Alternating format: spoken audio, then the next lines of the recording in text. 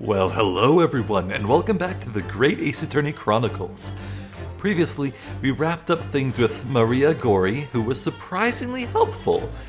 And then we solved a little mini-mystery about this lockbox left behind by, well, not really a lockbox, but more like a trunk left behind by Tobias Gregson.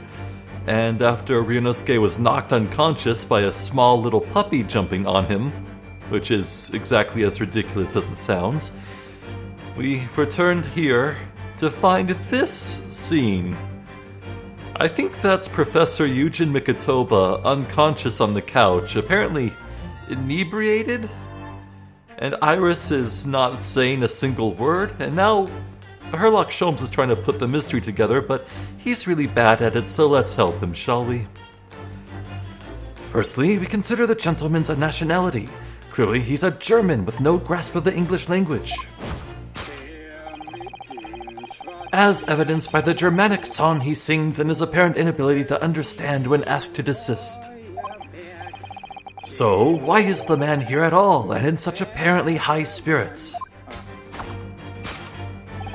The answer, of course, Iris, is clearly known to you. Indeed, we need only follow the gaze of those bright young eyes to unravel that particular part of this mystery. The reason for the man's mildly irritating warbling is revealed by the herbal tea. So, what, it's some mix of herbs that gives you the urge to sing? Goodness, I should like to try some. And I'd like to hear you singing, but this man... just how long does he intend to keep up with that tune, do you suppose? As I said, he's been stuck still the entire time, and if you look closely, his lips aren't moving either. Oh. So I'm not sure what's actually responsible for the spirited singing, but I suspect the answer lies at the end of Iris's gaze. Yeah, it's the gramophone. But let's look at him. We know this mask. Oh, you're right. So does that mean... No, surely not. It couldn't be. Could it? No, it's most definitely not him. Oh no, of course it's not. Thank goodness. But then why is this gentleman now wearing it? I'm afraid once again I really have no idea.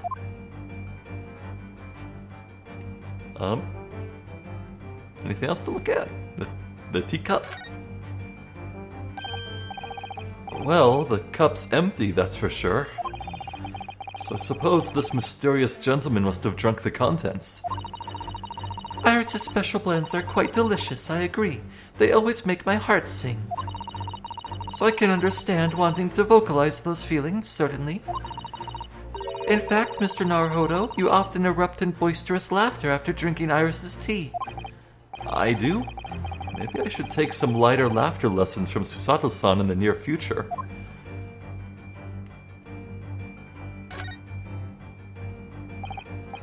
Wait, this is a gramophone, still rarely seen in our own country.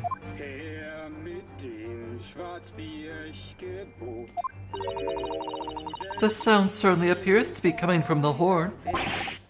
But machine singing? That can't be right. Science and technology are changing the world rapidly, Mr. Naruhodo. What's right is changing too. Ugh, it's too much for my brain. Well, at least we found our answer. Indeed we have. Take that!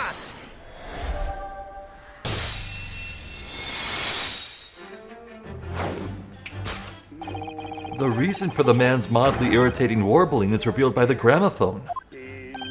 Indeed, for no well-bred gentleman would break into an obscure folk song when making a social call. In other words, this gentleman isn't singing at all. In fact,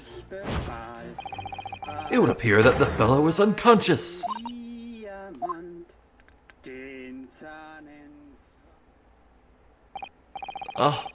The music seems to have stopped now. I ask you, Mr. Naruhodo. Yes? Why would I have purchased a recording of that gibberish? How should I know? Well, never mind. On with the deduction. Who exactly is this gentleman availing himself so thoroughly of the settee?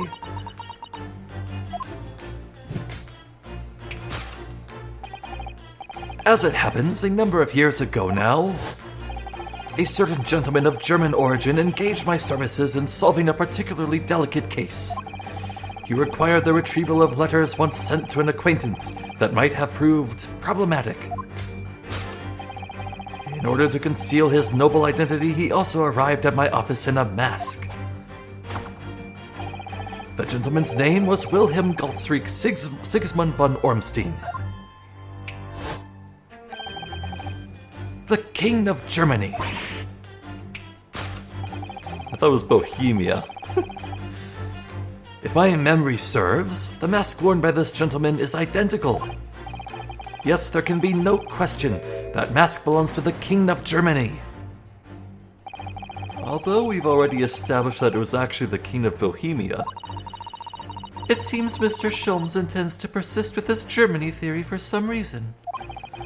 Come to think of it, the young prince was wearing a mask as well, wasn't he? Master Gotz? The boy whom you had in tears? Don't remind me, or anybody else. Do you suppose all members of the aristocracy of mainland Europe wear masks? I'm sure they do. Well, probably, anyway. The point is, that mask doesn't belong to any king. No, that's right, as we well know. Because we can identify the true owner of this mask. That would be Kazuma. Take that!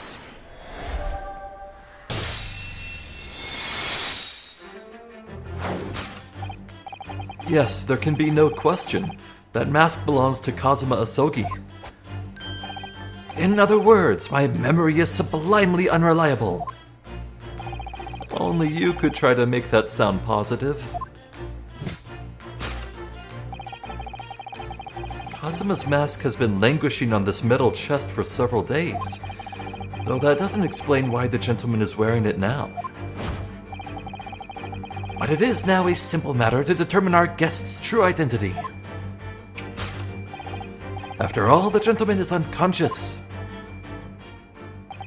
We need only excuse ourselves in advance, gently lift the mask and peer beneath it.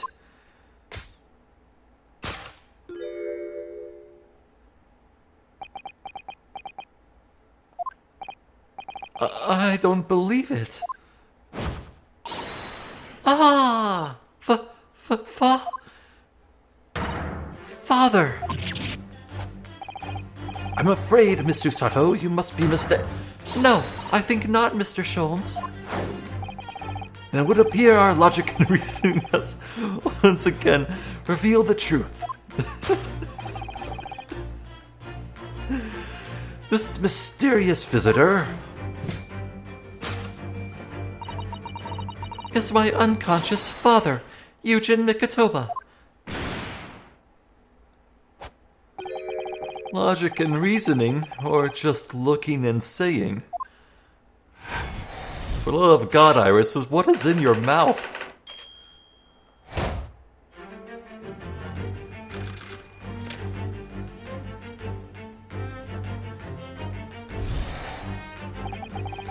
Which leaves us with one remaining imponderable. Yes, you, young Iris. But your apparently inexplicable silence is unable to hide the truth. Yes, the reason for your muteness is concealed inside that knapsack. So that's a £5 note poking from the Iris's knapsack, is it? Oh dear, I can't be sure. Most money that we encounter is in coin form. I know. I'm not even sure if we've seen any banknotes here in Britain at all, have we? But anyway, Father would never have paid money for Iris's silence. He certainly seems like the silent type himself, though, judging by his present state. There must be some other reason for Iris's silence, I suppose. Perhaps what Iris is trying so hard not to give away with her eyes is something entirely different.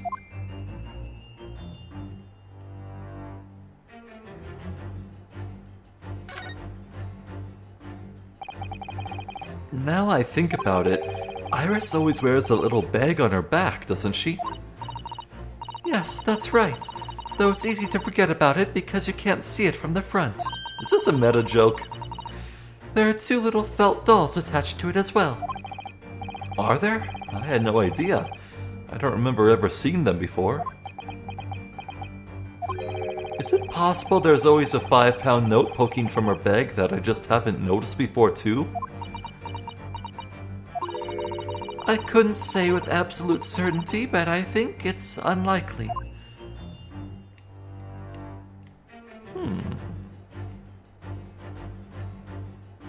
In the chest? This metal chest, it contains important documents, doesn't it? Yes, details of all the cases Mr. Sholmes has worked on over the years. It seems to be ajar and unlocked. Written up by Iris's father, if I'm remembering correctly. Iris insists that the chest is kept locked at all times. She's never once shown me inside. Well, its contents are invaluable to her, I suppose, and entirely unreplaceable. But look at it now. The catch is unlocked for once. Oh, so it is. That's hard to ignore. Very. I've never seen that chest unlocked before in all the time we've been staying here at Baker Street. Okay, anything else? Usually there's at least 3 options. The Persian slipper? What? This slipper features in The Adventures of Sherlock Sholmes, doesn't it? It does. When I first saw it there on the mantelpiece, I very near fainted with excitement. Doesn't Iris keep her elevenses in there? Elevenses? What? Yes, that part was never mentioned in the stories. We could swap it for the Japanese equivalent of a slipper for fun. In other words, for a wooden Gita sandal. But then it wouldn't be possible for it to hide anything inside. Which matters because... that's interesting. Take that!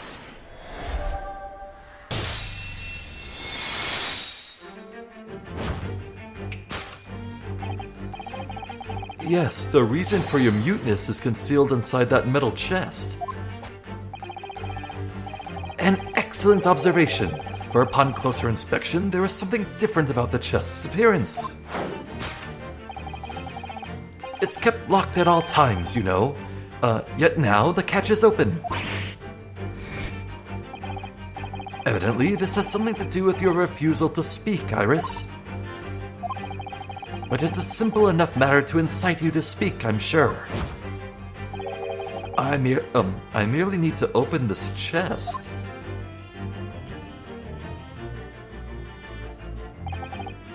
Here we go. No, Hurley, don't!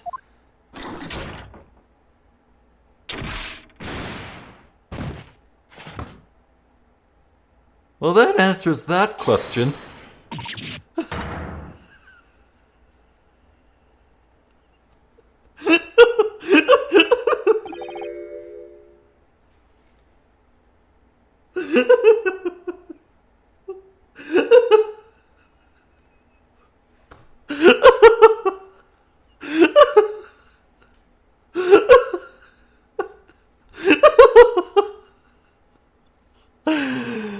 Oh, I saw that orangish brownish color in there. I thought, oh, that must be like the cover of some journal binding.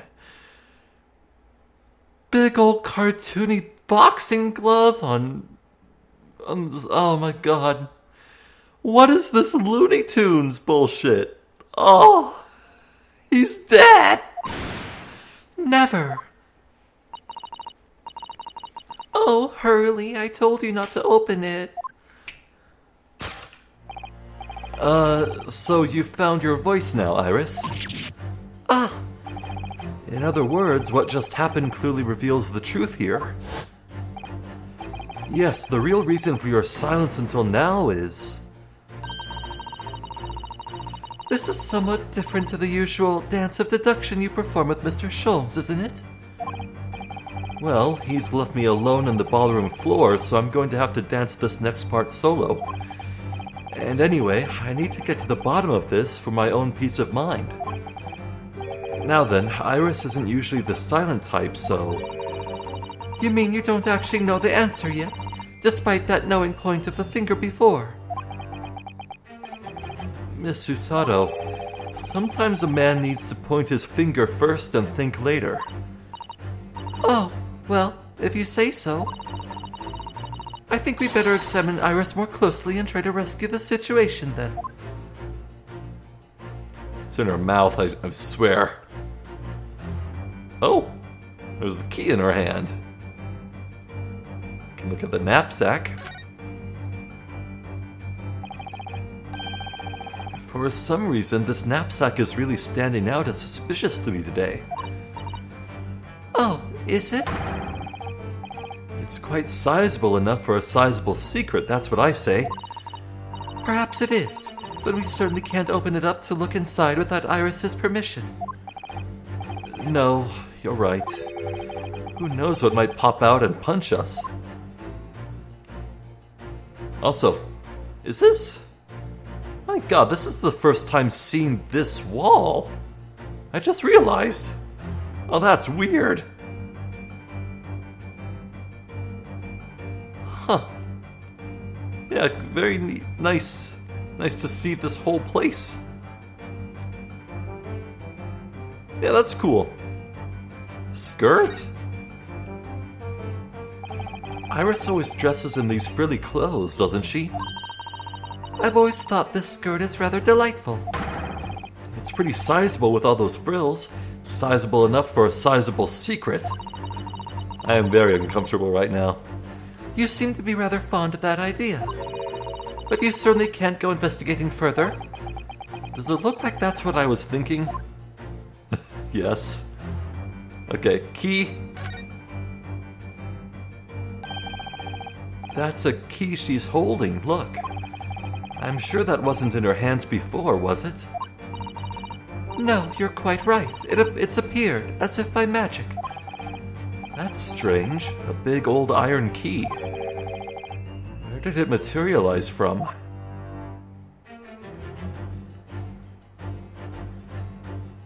Yep. That would be it. Take that!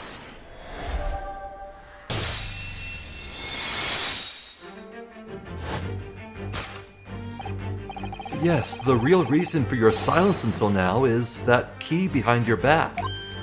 Ah! When Mr. Sholmes was thrown into the air thrown into the air before, just before you called out to try to stop him, you slipped something out of your mouth. That something is the key now in your hands, no doubt the key to the chest. You're so clever, Runo.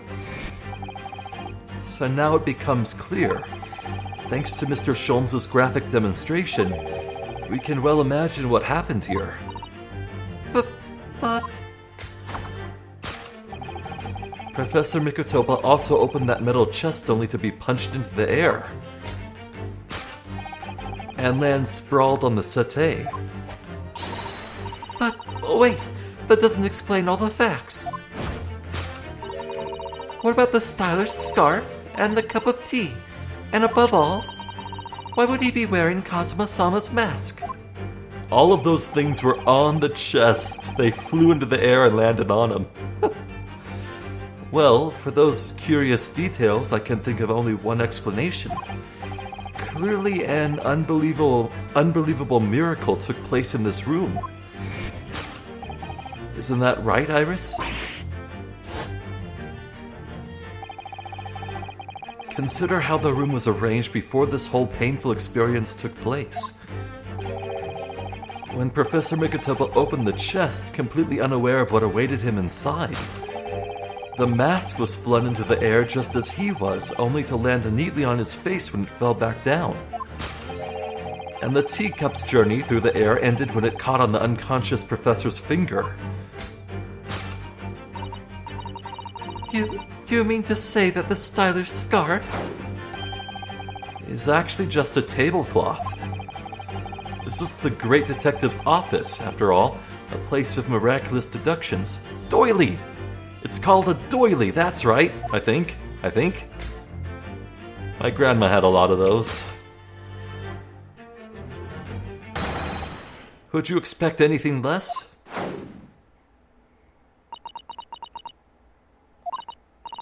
Yes, you're right. It happened exactly as you said. Brilliant, Runo. Thus concludes Ryunosuke Naruhodo's great deduction of this punchy puzzle.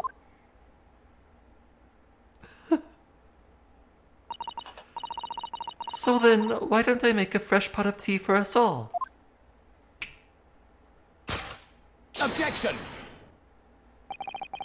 An admirable performance, Mr. Naruhodo. But in the final act of the show there, you rather missed everything of importance. Mr. Sholmes? If you would cast your mind back to my earlier deduction. Iris, clearly you're hiding a great secret. Ah, She is? From the look on her face. Mr. Sholmes must be right. Whatever that great secret is, the cat isn't out of the bag yet. So I put it to you again. You are attempting to abscond with that coffee cup. it really is a shame about Mr. Sholmes' cup. It must have been smashed when Professor Mikotoba opened the chest. Oh dear, so many things seem to have been broken here.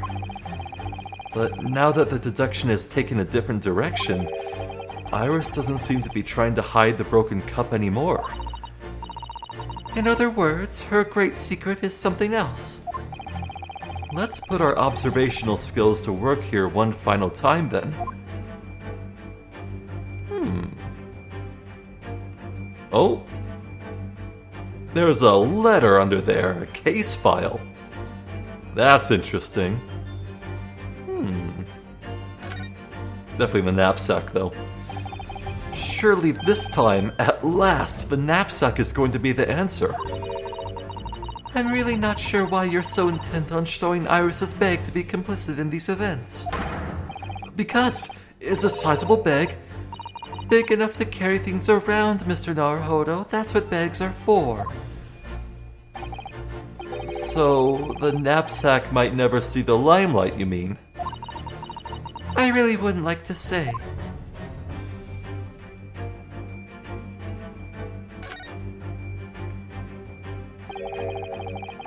Mr. Sholmes' favorite cup.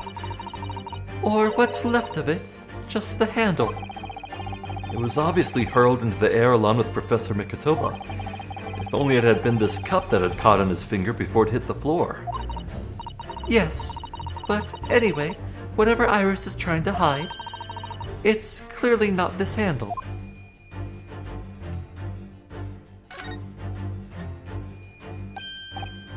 Ah, look, there. There seems to be more papers there. Is Iris trying to hide them underneath the tray? The insignia, Mr. Naruhodo. It's an official Scotland Yard document. What? But why would Iris have We must ask her. an official Scotland Yard document?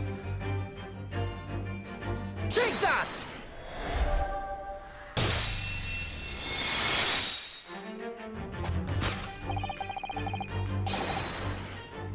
Did this part of the song always kick in? This feels new.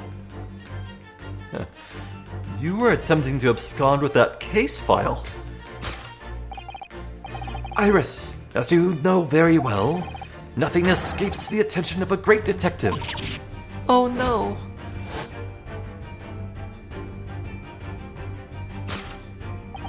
We visited Scotland Yard's autopsy laboratory earlier today.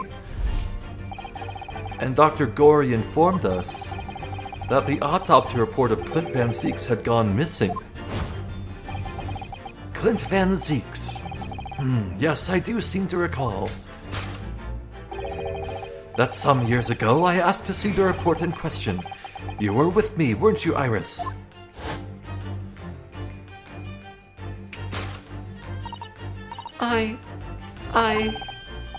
You mean it was you, Iris? So those papers you have there are... I'm sorry. Forgive me! I forgive you. I'm sure you had a good reason.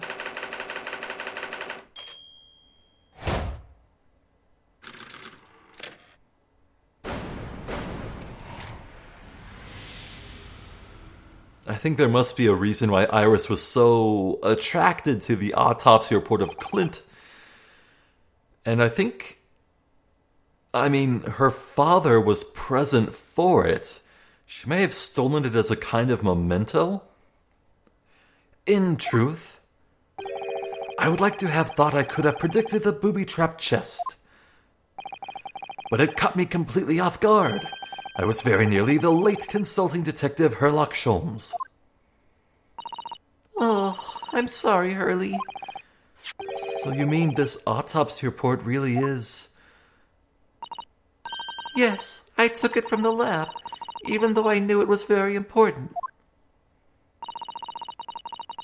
Was there something in it that troubled you, Iris? Not exactly something that troubled me.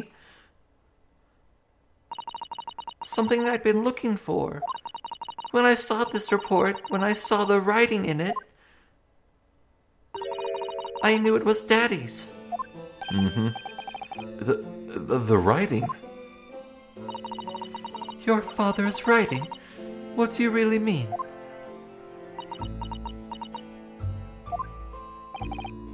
Iris? It must be something that's hard for her to talk about. Forgive me for interrupting, my dear fellows. Mr. Sholmes, what is it? I feel as though the poor unconscious gentleman on the settee has been somewhat forgotten. Father. Perhaps we should find our guest somewhere more peaceful to rest. Mr. Naruhodo. Yes? Would you be so kind as to lend him your bed? We must do our very best to make him comfortable, I feel. Oh, yes, of course. I'll help you carry him up. So will I. No, I can manage alone, thank you. You have tea to enjoy. We wouldn't want Iris's brew to stew. Because there's no better way to make the professor comfortable than dragging him upstairs like a trunk. I wonder... Perhaps that was deliberate. That was my thought exactly. Maybe Mr. Sholmes was making himself scarce to give Iris the chance to talk more freely. We must use this opportunity to talk with Iris. And find out what's going on.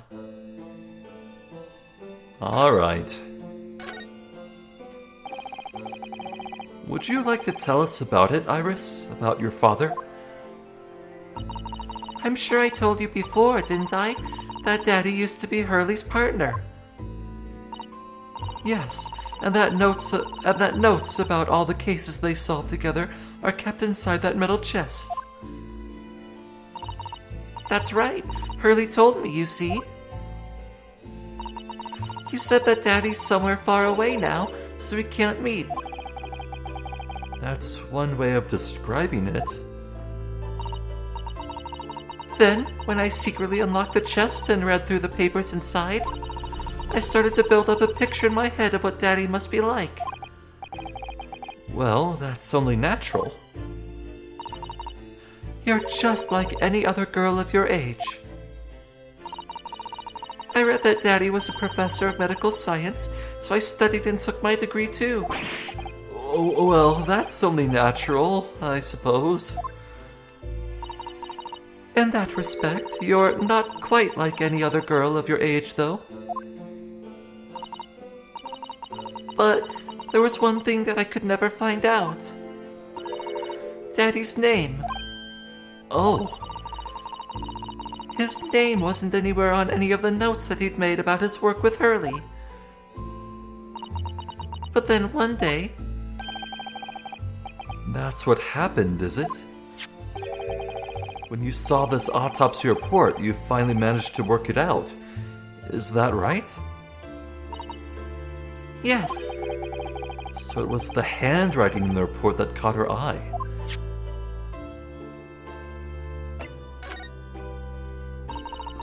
When I saw the writing on that report, I could hardly believe it. I know that handwriting, I thought to myself. Because it was the same as the writing you'd seen on your father's case notes. Exactly. I was desperate to compare the two properly. I needed to see them side by side. I asked the doctor in the laboratory, but I was told I couldn't take the report away. And even worse, I was told that was the first and last time he'd be allowed even to look at it there. So you decided to steal it? When I compared the autopsy report with the case notes I had here, there was no doubt. The handwriting was exactly the same. It was Daddy's. And the signature of the coroner at the bottom of the autopsy report read Dr. John H. Wilson. So that's how I finally found out. I learned Daddy's name at last. So, why didn't Herlock Sholmes tell her? Why? What? I see. Ever since then, I've called myself Iris Wilson. And that's also when I had the brilliant idea of writing stories all about Daddy's exciting times with Hurley. I decided there and then that I'd write the adventures of Herlock Sholmes. Oh, Iris, I had no idea the stories had quite such a deep personal significance for you.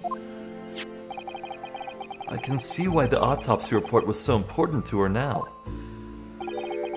And why she was prepared to break the law to get her hands on it.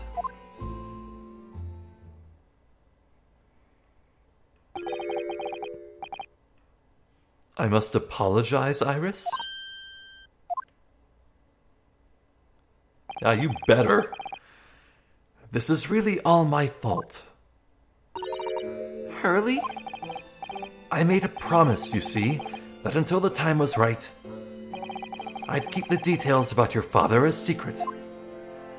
Surely not even the name. I know. I've been very naughty. I'll take the autopsy report back to Dr. Gorey and apologize, I promise. Yes, we'll go together, I think. Then, let me look after it for you until we get there. Aha!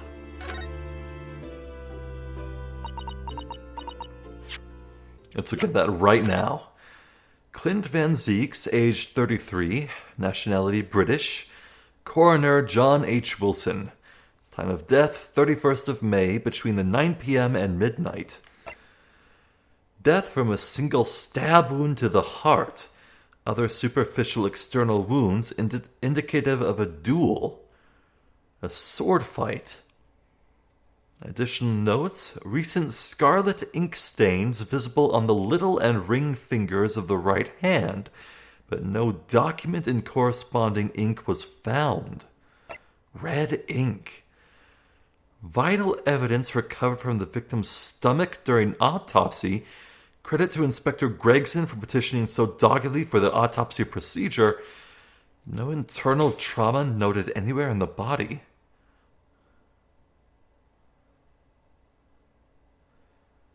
Huh.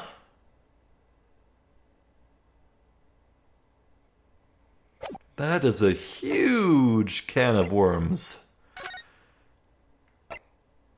Well, it doesn't look like the Asogi papers were written in red ink.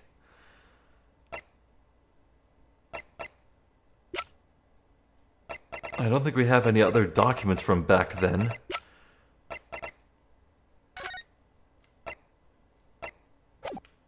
Huh. I must go and water my herbs, I think. I'll see you all later. Poor Iris. She must be feeling awful. I know Mr. Sholmes is here for her, but still. Ah! What? How? What's the meaning of this, Mr. Sholmes? Mr. Sholmes? Oh, dear me. So, you've noticed, I see. Huh? But that would mean... What on earth's the matter, Miss Susato? You've turned as white as a sheet. It's this autopsy report, Mr. Naruhodo, the one from 10 years ago. The writing isn't Dr. Wilson's at all. Huh? Huh? What do you mean? How could you possibly know that?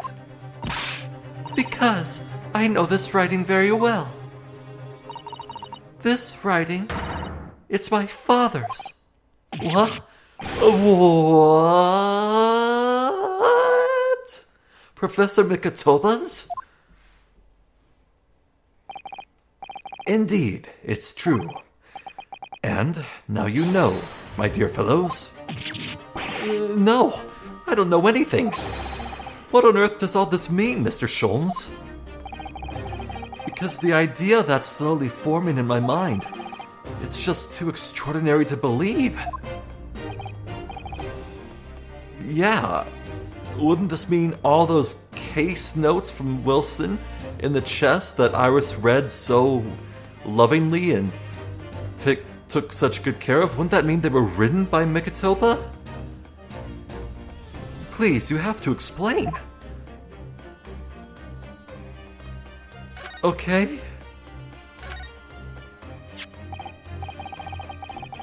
So this autopsy report was actually penned by Professor Mikotoba then? But that makes no sense. It's not possible, surely. Not possible? My dear fellow, pray take a deep breath and think again.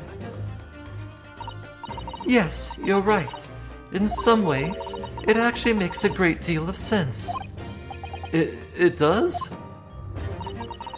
10 years ago is when Father returned to Japan after his extended study tour in Britain. And prior to his return, where was Dr. Mikotoba engaged? Ah, of course. He was an assistant in Dr. Wilson's laboratory learning about forensic science. And as an assistant, he would have aided with the dissection work, making detailed notes, which should be assembled into the full autopsy report. Once the work was complete, the head coroner would check the contents and put his signature on the document. In other words, the only writing of Dr. Wilson's in the report would be his signature at the end. I see. So Iris got the wrong end of the stick, you mean? She saw that and assumed the whole report had been written by Dr. John H. Wilson. Which is very understandable, of course. What a complicated situation. Huh.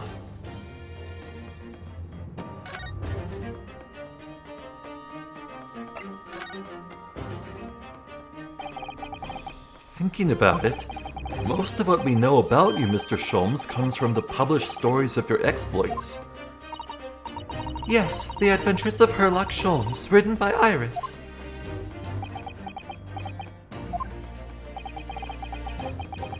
And we really have no way of knowing what's fact and what's fiction. Most troubling for you, my dear fellow, I'm sure. So what about this supposed partner of yours? Did he really exist or not? Ah, you've come straight to the point, I see. And please come straight to the answer. I believe Iris explained it in one of her installments. He was a trusted comrade and the only person I could truly have called a friend.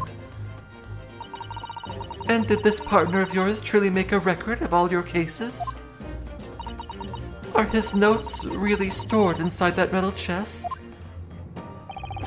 Absolutely, my dear madame. Absolutely. So, where's your partner now? Upstairs. We rarely meet. You see, he lives on the other side of the world. But if this autopsy report and the records of all your old cases were penned by the same hand, and if the autopsy report was written, though not signed, by your famous partner, there would be only one logical conclusion. Pray, impress me. Your partner would have to be Yujin Mikotoba. In other words, Miss Susato's father.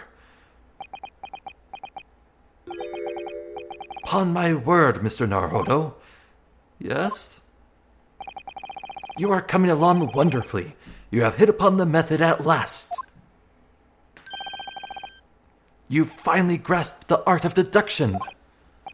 You mean to say... Allow me to introduce you to my great friend and partner, Mikotoba. Wow. Professor Mikotoba. Sup, dude? Are you actually standing over there? No, he's not.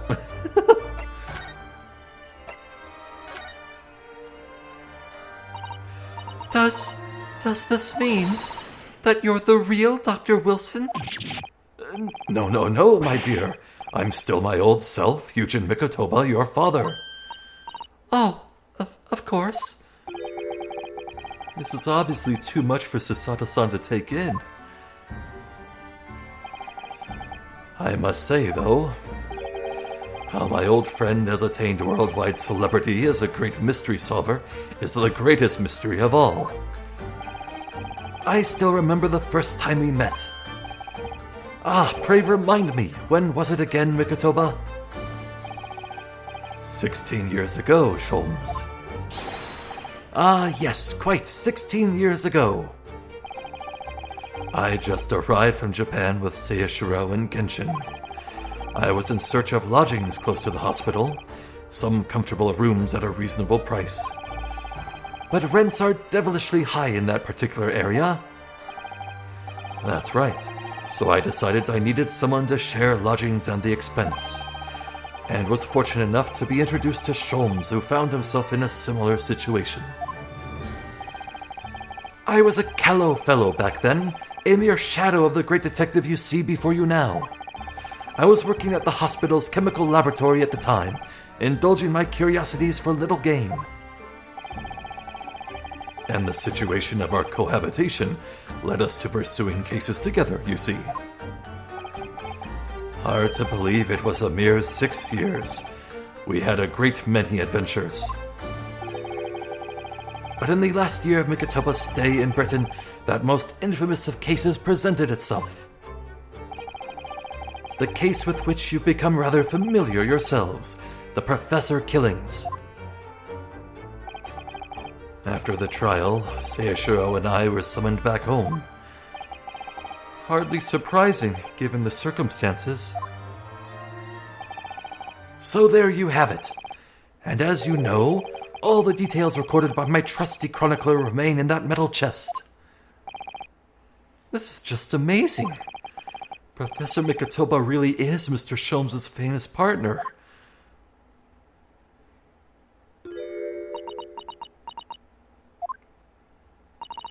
Father. Goodness, my dear. What a cutting look. As your daughter, I'm very proud to learn that you are the great detective's great partner. But nevertheless, there's another mystery that I really must ask you to explain now. And that is? You know very well what it is. The unresolved matter of Iris's father. Of course, I'd almost forgotten about that one.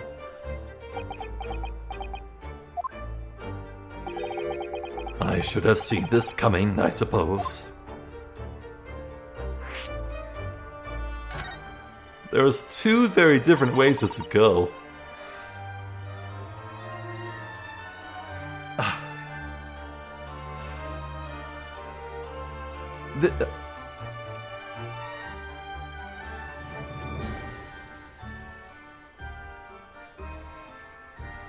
Weren't there a few characters in this case who were lumping in Iris as a Japanese with Ryunosuke and Susato?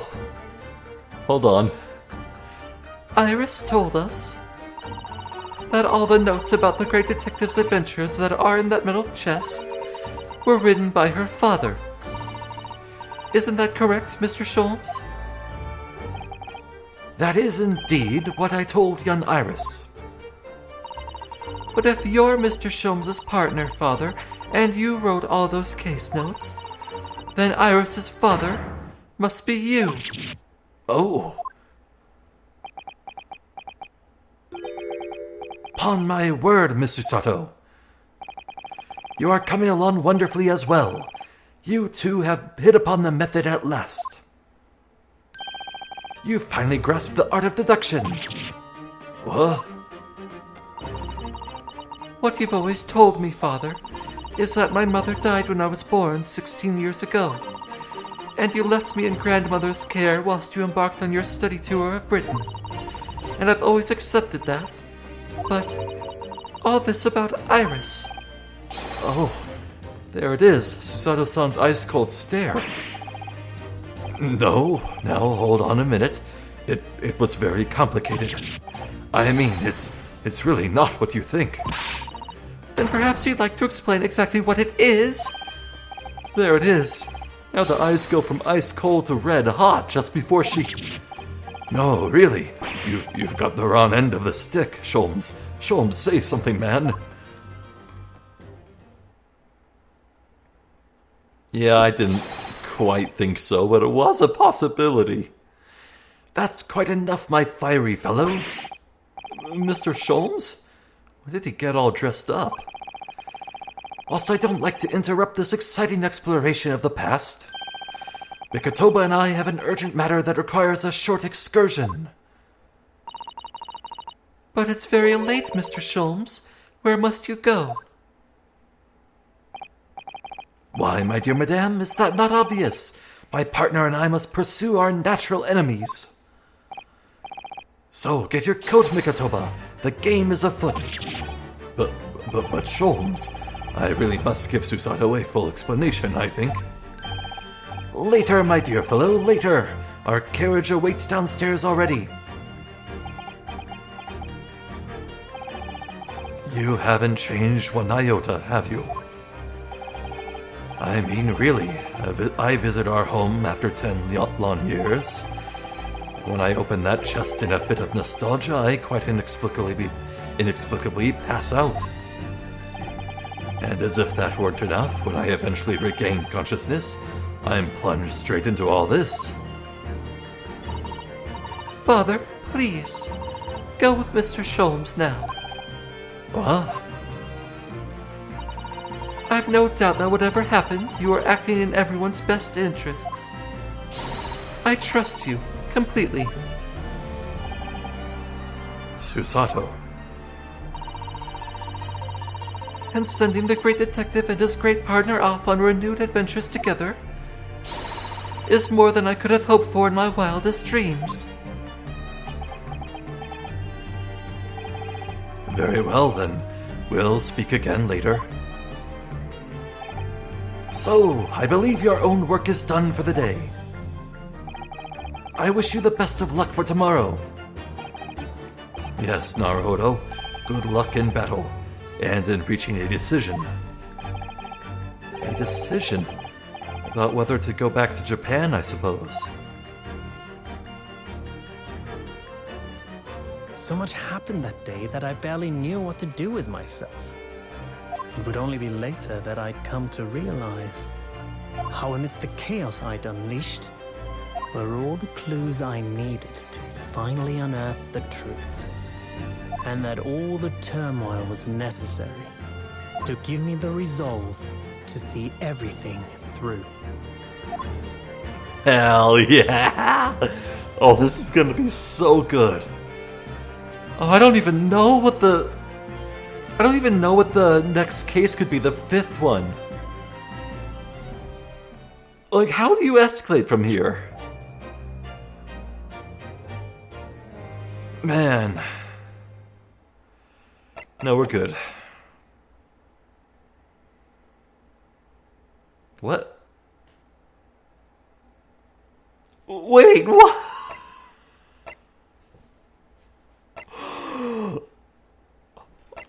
What? Wait, is this a glitch?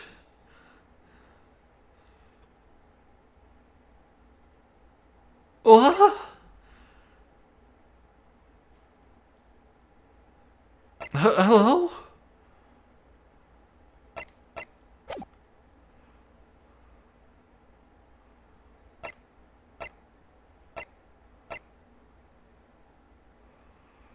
Oh my god, he just did talk about getting the resolve. Final chapter, Oh. Oh, there isn't even a part 2 to the trials.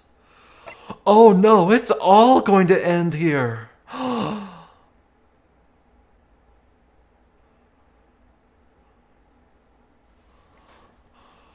Oh man.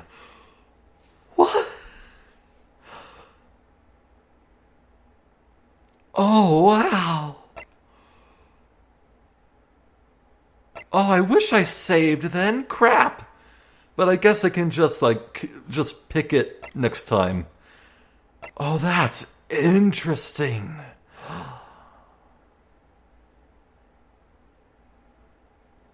Oh, and man, oh wow.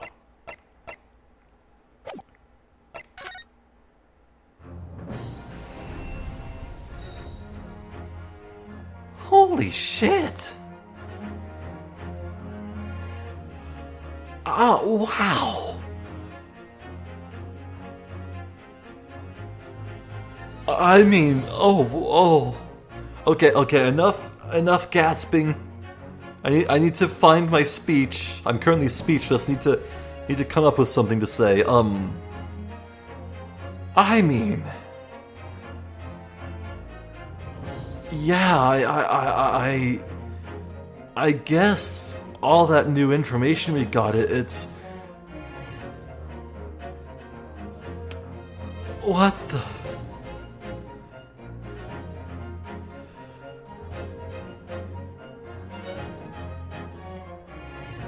I am bewildered. I never in my wildest dreams did I ever expect the game to pull this. Wow. I know we have so much evidence that can answer not just who the Reaper is and get Van Zieks off the hook, but also truly solve what happened 10 years ago, but...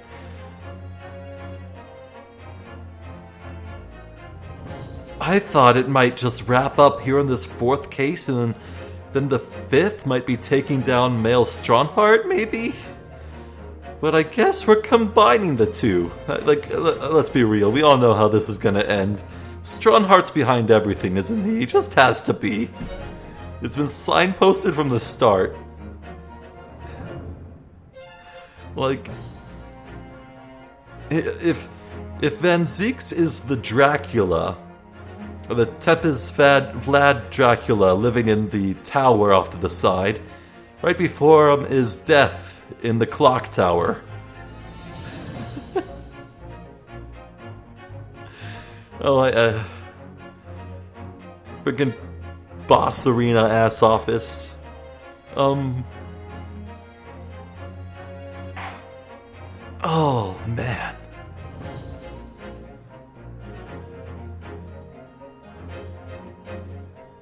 Well, another thing to think about is that, wow, suddenly my expectations for this game's length got considerably shortened.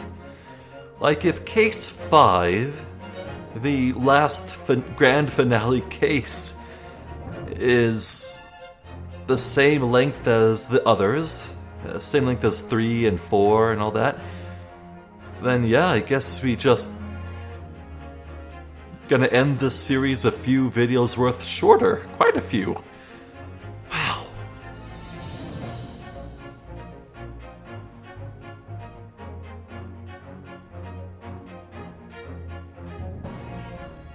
Oh, this game's so good. It's just written so goddamn well and so neatly wound and bound together. Oh my god.